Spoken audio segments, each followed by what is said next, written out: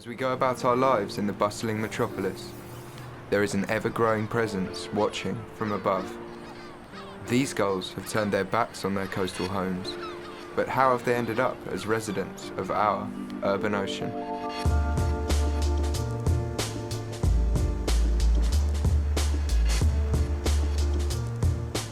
For many people, the call of gulls is nostalgic, conjuring images of childhood trips to the seaside. And these gulls still hold a place in coastal towns around the country. But as they appear to have reached plague-like proportions in many of these resorts, people's attitudes towards them have changed. I think the gulls are a massive nuisance, to be honest. They take loads of chips, ice cream, anything for people on the beach, on the tables. Yeah. They're not scared of You can be walking people. along with chips or burgers in your hand and they just swoop down. Quite frightening things. Absolute nightmare, They're aren't quite they? big. Yeah. I was amazed really at the size of the seagulls in Lyme Regis. They seem so huge. Obviously they're well fed. Fish and chips, ice creams, you name it. They seem to want everything. They come down instantly once you've left your food behind.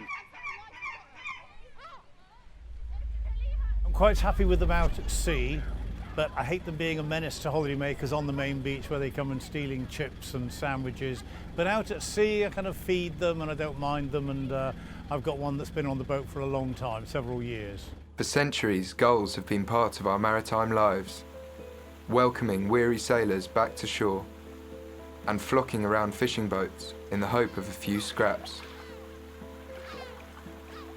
But our growing appetite for seafood has led us to over-harvesting in the seas around our coast, taking away what was once a plentiful supply of food for these gulls. Our cities have drawn these gulls even further from their coastal origins.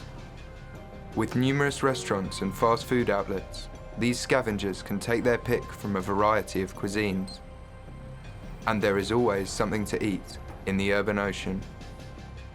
This constant supply of food has enabled these masters of adaptation to thrive among us. When they have to survive, they would go anywhere. And they are capable, because they're intelligent, so they can know where to find food in cities. So that's why they're attractive. These days, they are more in cities than the coast. We're so wasteful. I mean, that's the big thing. We throw food away all the time. There's bins everywhere. People throw litter down. People throw food down. It's just a perfect habitat and perfect environment for scavenging birds. They're opportunists. And it is not just the easy meals that has drawn them here. Our rooftops provide ideal nesting environments. They act as artificial cliff tops, keeping the nesting parents and their eggs well away from would-be predators like foxes.